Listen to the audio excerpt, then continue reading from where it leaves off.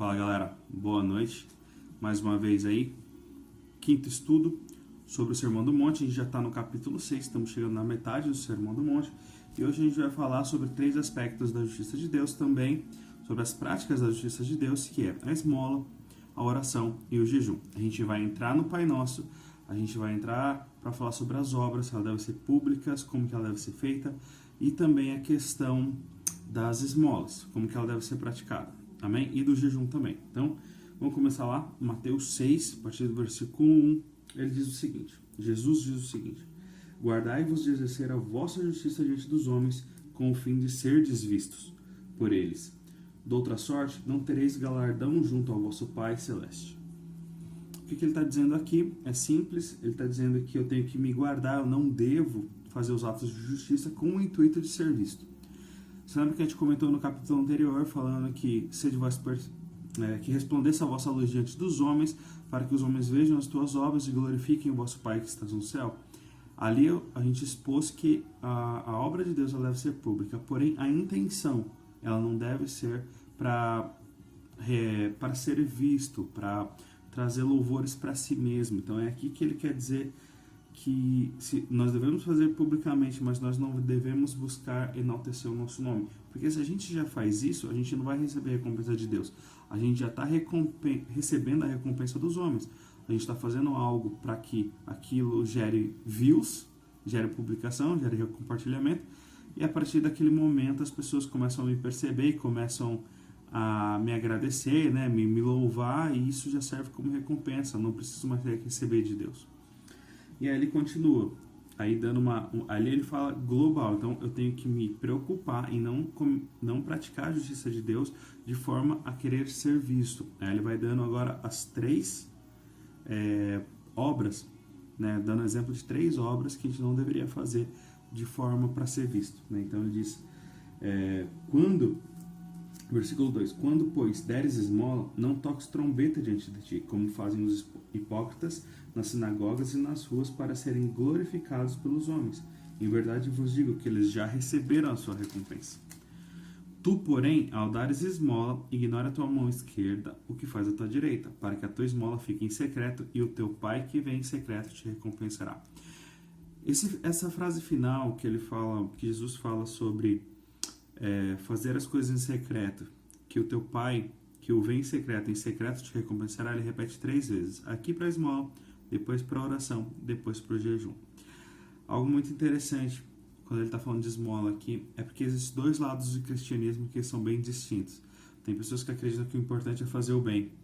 Tem pessoas que falam, não, eu não sou justificado por obras, o que importa é o meu arrependimento, e então eu não preciso fazer obras, eu só preciso me arrepender. A verdade é que o Tiago vai falar sobre isso, que a fé verdadeira é uma fé com obras. Uma fé morta, uma fé sem obras é uma fé morta. Então, nós devemos sim dar esmolas. Lá em Atos, no capítulo 10, fala de um cidadão romano chamado Cornélio, onde ele recebe a visita de um anjo, e o anjo diz a ele que Deus ouviu as suas orações e as suas esmolas subiram como memorial a Deus.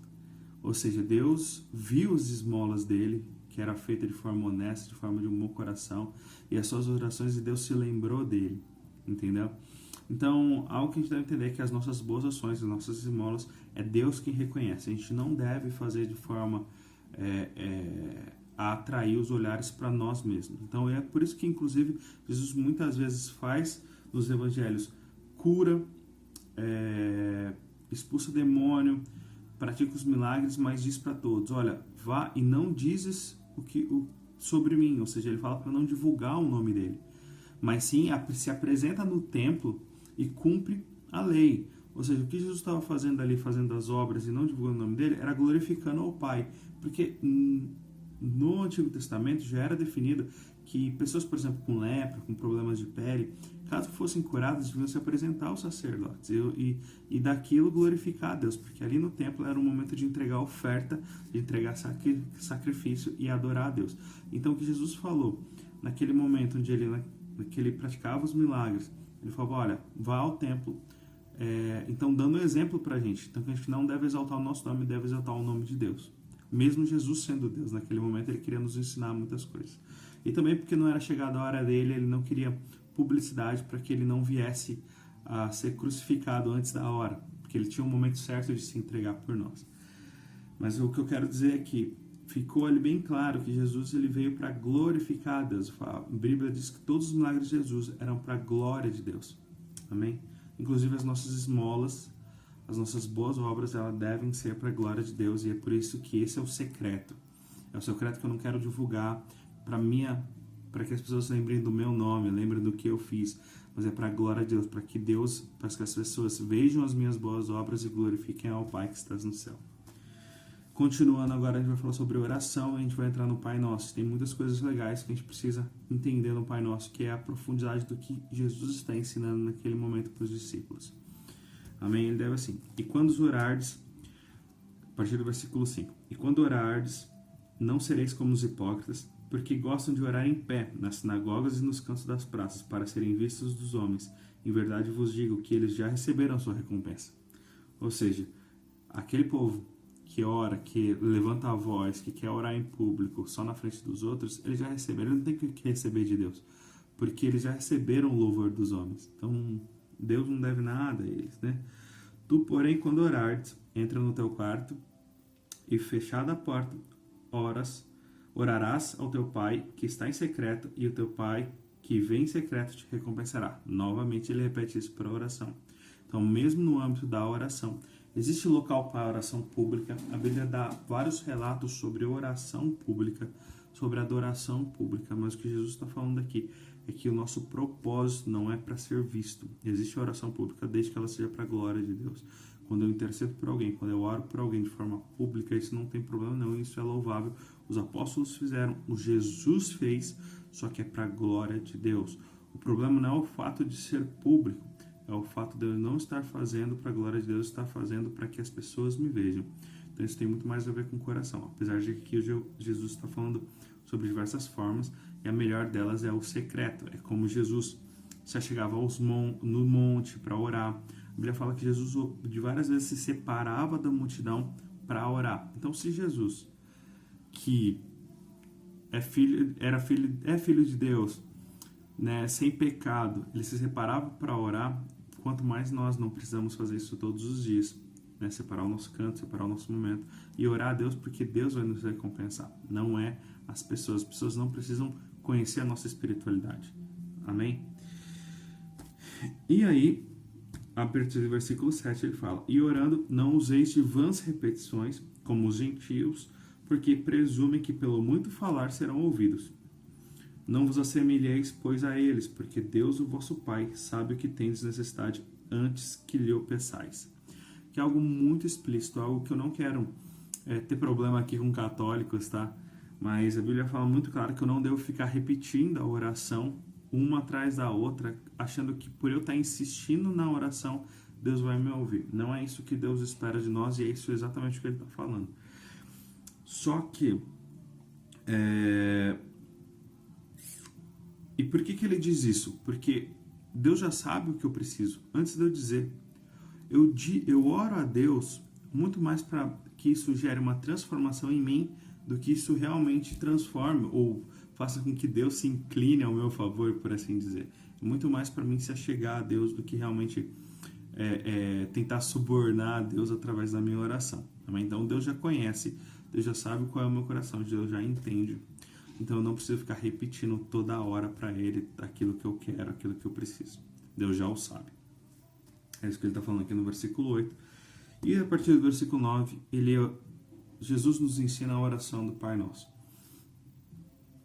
Vamos ler a oração do Pai Nosso, e tem muitas coisas que a gente pode aplicar na nossa vida aqui. Tem muitos detalhes que as pessoas não prestam atenção nessa oração. Então vamos lá. Portanto, vós orareis assim: Pai Nosso que estás no céu, santificado seja o teu nome, venha o teu reino, faça-se a tua vontade, assim na terra como no céu. O pão nosso de cada dia dá-nos hoje, e perdoa as nossas dívidas, assim como nós temos perdoado aos nossos devedores. E não deixeis cair em tentação, mas livra-nos do mal.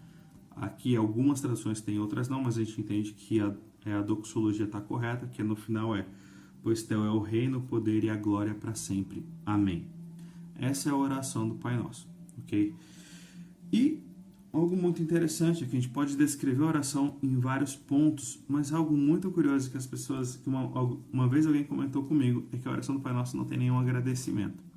Se a gente vê lá, a gente fala sobre, a gente exalta o nome de Deus, a gente clama para que a vontade de Deus seja feita, a gente afirma que Deus nos dá o pão de cada dia, a gente pede o perdão de Deus porque nós temos perdoado os nossos inimigos, e ele pede livramento para Deus no final. Você pode ver que em nenhum momento Deus é bajulado. As pessoas acham que a gente precisa bajular Deus através da oração, que eu preciso ficar agradecendo por tudo.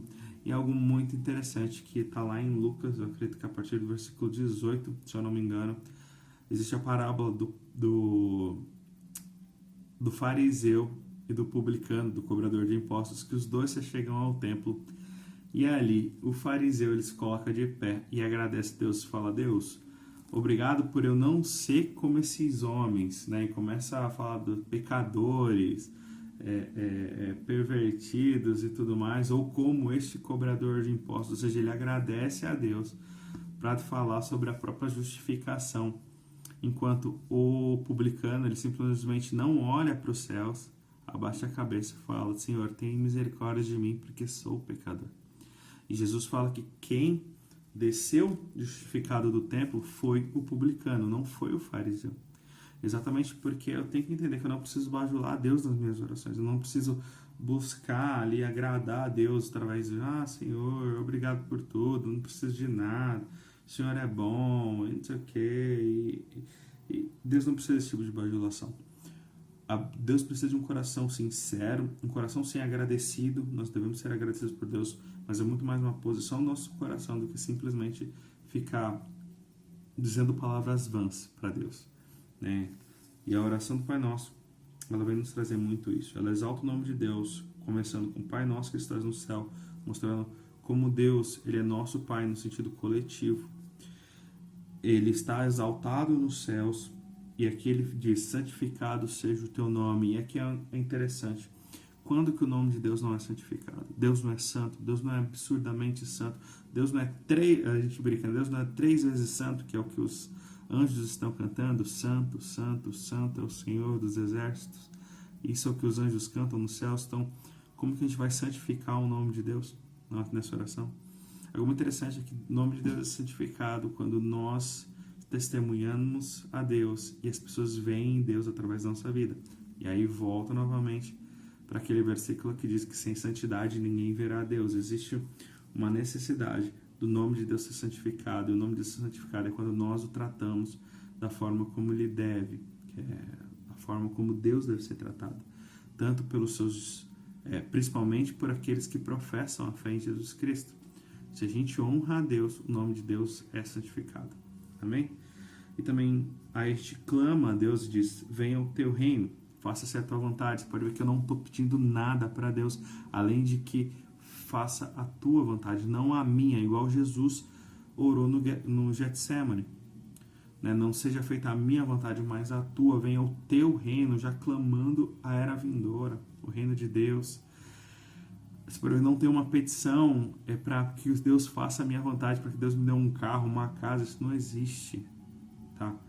O que Jesus está nos ensinando é que a gente deve clamar a Deus para que seja feita a vontade de Deus, porque Deus é bom, porque a Bíblia já diz que a vontade de Deus é boa, perfeita e agradável.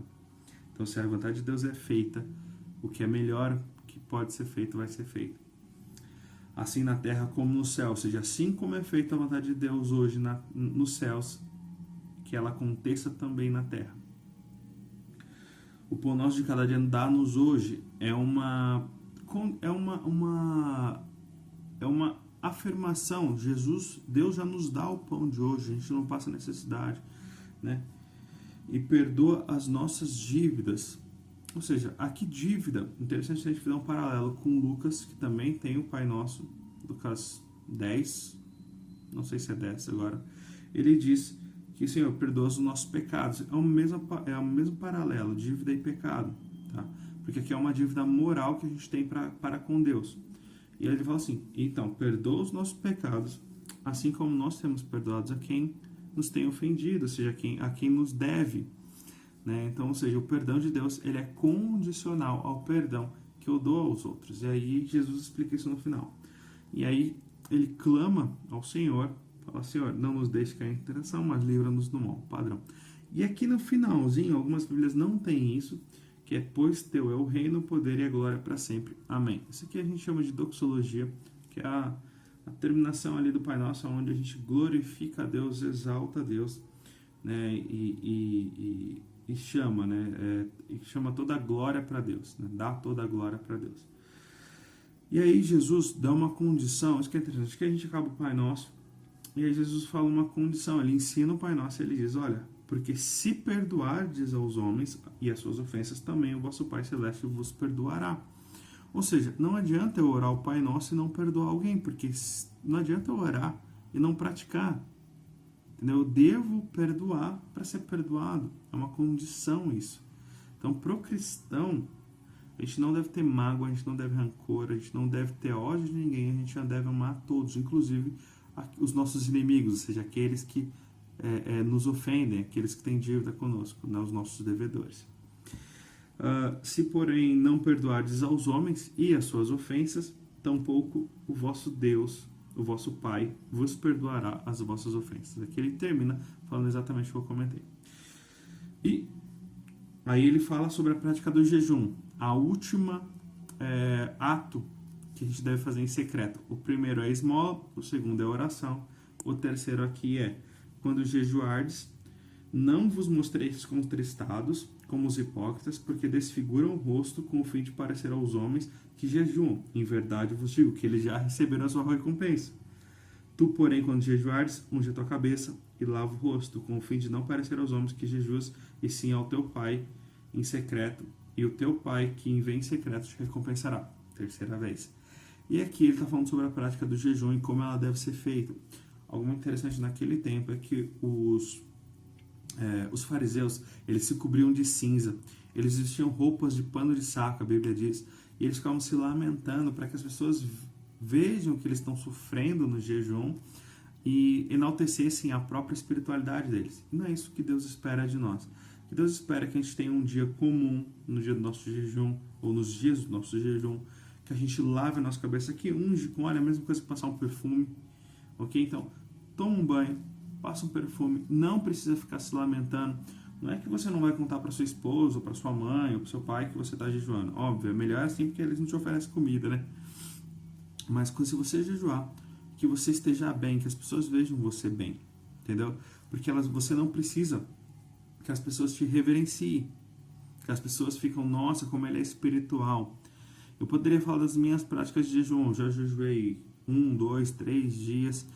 E falando, você fica bem, você não fica ruim, não. Você não precisa ficar se lamentando, você não precisa ficar dizendo para todo mundo. Você pode muito bem passar um dia inteiro ali sem se alimentar, em oração, no seu dia a dia. Não precisa parar de trabalhar, não precisa parar de fazer nada. Você vai fazer suas coisas e você vai estar em oração e vai buscar a Deus e Deus te recompensa. É algo mais interessante que muitas pessoas que praticam jejum e não sentem ali no dia: mas eu não me sinto espiritual quando eu pratico. É porque não é bem no dia. A verdade é que a prática do jejum, para mim, ela tem dado um grande suporte nos dias posteriores ao jejum. O jejum ele tem me ajudado muito para a santificação e para a manifestação da glória de Deus na minha vida através do Espírito Santo. Então, que vocês possam praticar isso também, porque isso foi praticado por Jesus e por todos os apóstolos. Tá bom? Mas que quando vocês fizerem isso, vocês também façam em secreto. E que vocês possam manter a sua vida devocional, a sua vida em Deus em secreto. Amém? Esses são os ensinamentos aqui. A gente chegou na metade do Sermão do Monte. E daqui para frente a gente vai até o final nessa quarentena. Fiquem com Deus. Deus os abençoe. Até a próxima. Amém.